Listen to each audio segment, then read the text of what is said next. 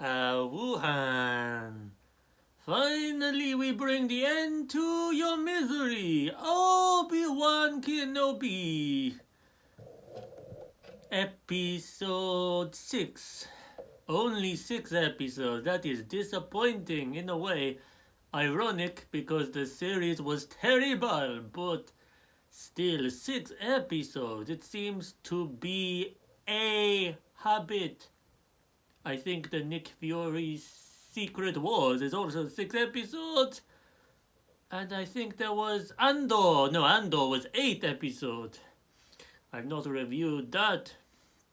So again, this will be from my memory from watching this show over a year ago. How time flies to me! Part 6, directed by Deborah Chow, the same person who directed the entire series. Teleplay. This is strange in the Wikipedia. It says Teleplay by Joby Harold and Andrew Stanton, who were the same people who wrote Part 5. But it also says, and Hossein Amini. And underneath it says, story by Stuart Beatty and Joby Harold and Andrew Stanton. So the story was by 3 people, and the teleplay, whatever that is, I thought it's called the screenplay, was by 2 of those people plus Hossein. What happened to Stuart? They must have excluded Stuart somehow in suspicious endeavors. So, as I said in my last review, at the end, Reva is on the floor dying because she's been stabbed by Vader for the 2nd time in her life. The first was as a child during Order 66, where she survived for some reason, with a vengeance to hunt down Vader for killing her friends. And her great plan was to become an Inquisitor, whose entire job description is to kill any Jedi that they can discover. And the Jedi was killed in the very first episode of this show because of Obi-Wan not bothering to help him. So everyone is terrible. Everyone is written very bafflingly. Oh yes, and she finds this telecommunicator that a Pakistani comedian pretending to be a Jedi dropped because he suddenly decided to join this resistance rebellion thing. And Vader was running after everyone, so they had to get out there pretty quickly. And Reva was just interested to pick this up when she's on the floor, supposed to be dying. And she saw this message from Bail Organa talking about some child on Tatooine. And for some reason she thought it was so important that she somehow, it didn't show how, but she appears on Tatooine. And now she's totally fine and not dying. And she got back there before any other character could. And somehow she knows it's Vader's son. It's not explained how she knows that. But she wants to kill Luke for being Vader's son. And that's her revenge somehow. Her revenge for Vader killing innocent younglings when she was stabbed is to kill an innocent child herself somehow. But she is a terrible character. That makes no sense whatsoever. So, I'm reading the Wikipedia, by the way, to refresh my memory because it's been a year.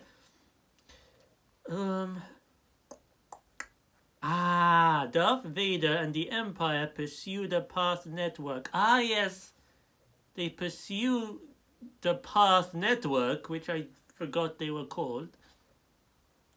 But they are on this tiny little ship, a cargo ship or something, and Vader and the Grand Inquisitor are on a Star Destroyer chasing. You know, the Grand Inquisitor who was killed in the second episode, and we never saw again until the fifth episode, the last episode, where it's revealed he was alive the entire time. And then they both just left Reva without making sure she was dead first. Yes, so, and he does nothing this episode either, by the way. They brought him back from the dead just to stand on a Star Destroyer having a brief chat with Vader about, to give him credit, he had a lot more sense than Vader, because he wanted to chase the rebellion, the Path Network, whereas Vader wanted to chase after Obi-Wan, who decided to go off on his own to lure off the Star Destroyer away from the Path Network, who are on this tiny ship, and which, by the way, the Star Destroyer doesn't send out any TIE fighters whatsoever to chase down this ship. Vader could have had his own ship and gone after Kenobi.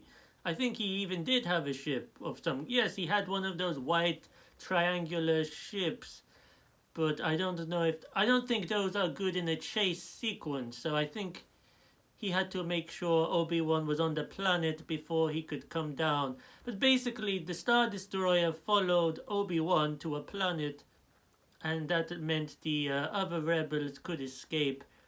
And it's not ever addressed or explained why there are no TIE fighters who can chase them also. It was simply one or the other. So that was a baffling choice. And it's a kind of boring rock planet. And this is the last we see of the Grand Inquisitor. He just basically... he tried to insist that they should chase the rebels and not obsess over Obi-Wan, but Vader, of course, obsessed over Obi-Wan, and everyone forgot that TIE fighters exist, so they just went after Obi-Wan, and the rebels escaped. And let's see, Kenobi decides to lure Vader away and confront him alone on a nearby planet, allowing them to escape. After regaining his full connection to the Force, then they have a fight, a very bizarre fight. It was better than the first fight, but that was a low bar for me. You can decide for yourself, look up the clips, but both that first fight, Vader versus Obi-Wan, the first fight since we saw that epic duel on Mustafar, it was embarrassing for Obi-Wan, to say the least. This one, he's a lot better form. It's still not the same style as the prequels, but it's a lot more than the fight in A New Hope, so it's kind of in between in some way. But for some reason, Obi-Wan is doing a lot of roly-polies in this fight. Multiple times he's rolling across the ground, doing front, what are they called? Front rolls or forward rolls, and evading in this manner. And this part of the fight ends with Vader doing a Last Airbender earthquake force attack. Somehow, earth-bending, we've never seen before in Star Wars. Again, very inconsistent, the canon of Star Wars abilities. And we'll see a little bit more of that later also. But basically, he creates an earth-shattering effect, and Obi-Wan falls down into this pit that has been created by Vader. Instead of jumping up, he just falls down into it, and Vader starts picking up all of these giant rocks and throwing them on top of Obi-Wan, creating a pylon of rocks. Um, and yet again, Vader doesn't bother to check if his opponent is dead. This is Obi-Wan. He doesn't bother to check. He's had this rage against him all this time. He chose to chase him instead of the entire Path network. And he doesn't even check for a body. So Vader goes strolling casually back to his ship, and we see that Obi-Wan is not dead because he is magically, or should I say forcefully, holding up all of the rocks above him. So he's made some kind of air bubble where he is not affected. He's not being touched by the rock. And we see that he is seeing visions of little Leia. And this gives him the push, the inspiration to literally push all of these rocks out in a big burst away from him. And that's when he comes and flies out and goes after Vader. This was a missed opportunity, I feel. I think they should have used this time to bring back Qui-Gon. Because Qui-Gon, we knew from the very first episode, I think the very first scene of the entire series, that he was trying to commune with Qui-Gon. He had been trying to talk to him for 10 years, and no luck. No luck even talking to Qui-Gon for 10 years. That is absolute nonsense, but that is what they tell us right from the beginning. He couldn't go pay Yoda a visit or ask for some help. No, I don't know. He had contact with Bail Organa. Why couldn't he have contact with Yoda? Even through the Force or something. He basically can't contact anyone except Bail Organa, who makes no sense. But, instead of Qui-Gon, we get some flashbacks to Leia. And Obi-Wan has a video game power-up, basically. He's in much better form now against Vader. He's doing much better. I think the fight is kind of average, but in a very low-bar series like this was probably the best part of the entire series, because finally Obi-Wan is more recognizable. He is fighting. He is overcoming. Vader, however, we sort of now have the opposite effect with Vader, where he's now conveniently not as powerful, and I would have liked to see some more Force resistance from him, but Obi-Wan he picks up a whole load of rocks himself with the Force. We saw how Luke struggled with one rock in the original trilogy, where we see Obi-Wan lift 20 boulders probably, but not as crazy as Rey. Rey in The Last Jedi, she picked up like 100 giant boulders with no effort whatsoever at the end of that film. This was similar to that. It had the same sort of feel, but I feel it's more believable with Obi-Wan, but it's still a lot. But at this point, after we saw what Rey could do so undeservedly, I can't really criticize this so much. Like I said, the canon, the consistency with Force abilities is just utter ruined into shreds at this point. So if Rey can do that, then Obi-Wan, why not? And he throws all these rocks at Vader. And it was disappointing because it doesn't seem to do much at all. Vader was just like this, and the rocks just sort of bounce off him. But, you know, I liked how the fight ended. It ended with Obi-Wan jumping and slashing Vader's helmet, and half of his face is revealed. and it is Hayden Christensen in the mask. Of course, not very recognizable, but it is him. And his voice, there's a voice changer in between, I think, the original Mufasa and Hayden Christensen. And they have a sort of emotional short dialogue where Vader says, well, first of all, for some reason it was bizarre because at this point Obi-Wan retreats from Vader. He takes some steps back from Vader. That's not what I would think is a good idea. You should go right up to him, put your lightsaber up to his neck, and then you can talk. But he took steps back, put space between them. Vader is kneeling on the floor, basically wheezing.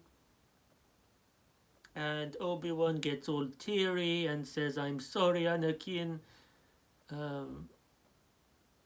And Vader says, "You did not kill Anakin Skywalker. I did." So that was supposed to mean something. I guess remove some guilt from Obi-Wan, who had been feeling it was all his fault. And Vader claiming his evil for his own, basically taking the credit for his own ruin and downfall and state of being. And then Obi-Wan just leaves for some reason. Earlier on, when they were on the ship with the Path network, he clearly made it obvious that he literally said something along the lines of, now he has to end it this time, or he needs to finish it this time. And yet when it came down to it, he did not finish anything. And it's never explained why. I thought this would be a good, again, another good place for Qui-Gon to maybe whisper in Obi-Wan's ear, because he is from the netherworld of the Force. He can see things, presumably. And he always believed Anakin was the chosen one. So it would have been nice to have seen Qui-Gon or hear his voice talking to Obi-Wan. Or maybe Obi-Wan sees a flash forward of some kind. He has some premonition of his own. But nothing. If you don't want premonition or Force Ghost, then at least bring down the Grand Inquisitor and some stormtroopers as backup, perhaps. But that would force Obi-Wan away, so it gives an explanation why he doesn't finally kill Vader like he should have the first time, but didn't bother to check the body! Just like Vader didn't check the body of Obi-Wan in this episode, and didn't wait to check the body of Reva over and over again. And I guess just like Reva didn't check the body of the Grand Inquisitor, who survived somehow his own stabbing in episode 2. Just crazy Qui-Gon who got stabbed himself. Maybe he wasn't dead. Maybe they burned him too quickly. Maybe he was alive when they burned him. Maybe it was like Denethor and Faramir all over again. So, yes, there was no diversion, distraction, no premonition, no feeling that it's not time to kill him, because it's just no explanation. He just walks off after defeating Vader. And Vader clearly is not remorseful. He's clearly not sorry. He's just saying, I hate you, Obi-Wan! He's still so full of rage. I will destroy you. I think he said that. And, you know, Obi-Wan doesn't even say, I still sense the good in you. I feel there is good in you. Even that would have been significant. Because in Return of the Jedi, Vader says to Luke, Obi-Wan once thought as you do. when Luke was saying he sensed the good in him. But we never actually see that scene ever, where Obi-Wan sees the good in Vader. When did that happen? This was the perfect time. It's absolutely nuts! They make a series which is insane, which has completely undoes the previous understanding that when Vader and Obi-Wan met in A New Hope, that was the first time they had met since Mustafar. I even heard George Lucas say this recently in a YouTube short I saw. He said they hadn't met since Mustafar, basically. So, the fact you do this, and yet you don't even address something that Vader himself said in Return of the Jedi to Luke. Obi-Wan once thought as you do. They did not even use that. I know that's scraping the bottom of the barrel to create a series from, but they didn't use it. It's like the things they should use, they don't use. And the things that definitely undoes the canon and previous understanding of the story, they decide to go for that every time. People go crazy over the scene, emotion, but it was very short, and it's completely undone by the fact Obi-Wan just leaves him again, even knowing he's alive this time, and knowing he has not changed after this whole decade of killing and evil. Meanwhile, Reva on Tatooine is having a battle with Uncle Owen and Aunt May, whatever she's called, Maru. Aunt Beru. Absolutely insane. An Inquisitor, Force user. Somehow, somehow the aunt and Uncle Farmer are putting up a fight against the evil Force user. And, she goes running after Luke, who escapes through the ceiling, and she chases him through the desert. I don't remember why the aunt and uncle weren't chasing after them at this point. But, yes, you would think Obi-Wan would come back in time to fight Reva. That would have been another good excuse to get him away from Vader. He senses something is terribly wrong. He senses Luke is in danger. He has to rush back to Tatooine. But no, just no explanation why he left Vader. And he just happened to come back to Tatooine. I'm pretty sure it was just by a coincidence, because that's where he lives, I guess. But because Leia was sent off with the group, so I guess they were sending her back to her father on whatever her home planet is. What's it called? I've forgotten.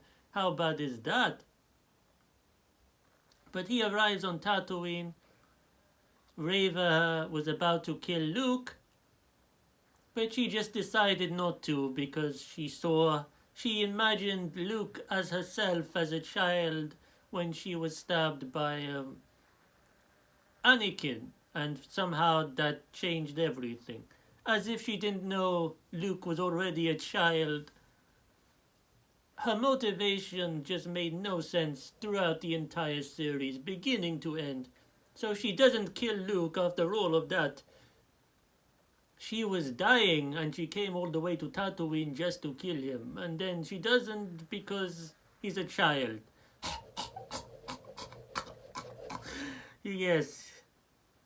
And then, when Obi-Wan shows up, Reva is carrying Luke's body, and they're all just stood looking.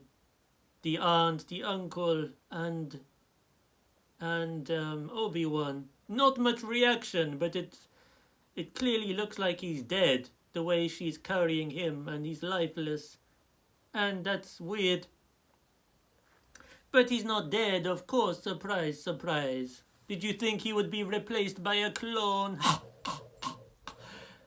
So it would have been much better if Obi-Wan sensed it, came in time, and just killed Reva, and they had a duel. Because Reva and Obi-Wan have never had a duel. In fact, he hasn't had a duel with any of the Inquisitors, and there were 4 of them in this series.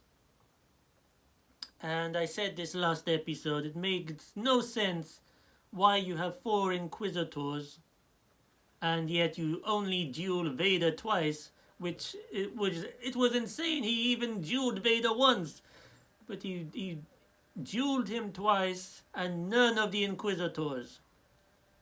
Absolutely crazy. It would have been much better ending to just kill off Reva, because, oh yes, I forgot to say, she basically kneels and weeps and says I'm sorry, basically, and Obi-Wan is consoling her, and we've no idea what happens to her at the end, where she goes. She knows the secret about Luke. We don't know what she does after this. Does she stay on Tatooine? Where does she go? She must be she's also a fugitive from the Empire too. So what does she do? No idea. We don't have an ending to Reva. It's just she's good now. Even though she should always have been good. And she kind of claimed she was always good, but she's an Inquisitor. And she went to kill a child. And she helped capture a Jedi. And who knows how many Jedi in the past have been killed from her. So absolutely bizarre, this story. Reva was so unnecessary. I wish Obi-Wan had chopped off her head. But no.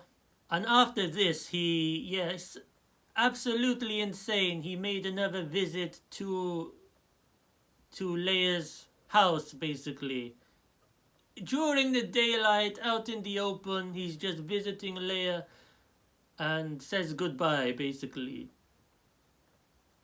So yes, they couldn't have just had a conversation over Zoom or something. He had to go over there. And the crazy thing is, Vader has a therapy session with the Emperor, who tells him to stop obsessing over Obi-Wan, and he basically kind of gives in. Even though there's no reason why they couldn't lure him out in exactly the same way they did the first time. Because the entire plan was to lure him out of hiding by kidnapping Leia. That was Reva's idea, and it completely worked, and everyone knows it worked. And they just don't try it again, for some reason. So, yes, oh yes, I forgot. There was a cameo right at the end. Obi-Wan is riding on a camel, and finally, who shows up? Qui-Gon. And he basically does nothing. Obi-Wan just asked him, "Where were you?" And Qui-Gon replied, "I was always here, Obi-Wan. Let's go for a walk. I've got lots to show you." And then they go walking somewhere. Well, he disappears and he continues on his camel. Absolutely crackers of a story. If they wanted Qui-Gon, use Qui-Gon throughout the story. Don't just pop him in at the end for 5 seconds. Use the Emperor. Don't just pop him for 5 seconds. Even though I don't mind that one so much, but it just feels cheap, and you have these actors willing to be part of the story. They're willing to reprise their role. Why don't you use them? They brought back Grand Moff Tarkin from the dead. He had a very big role in Rogue One. And he's dead. Where was the Emperor in that film? They brought the Emperor back for Rise of Skywalker, where he should never have been. But they didn't for Rogue One, where he definitely should have been. Overlooking the development of the Death Star. Well, he could have been in Rise of Skywalker as a hologram or recording, but not in the absolutely insane choice they made there. Spoiler alert for you. So that is my review, approaching half an hour. Tell me your thoughts, show me your crimes. This is the end. I give this a 0. Really, really bad writing. Beginning to destiny. Ah!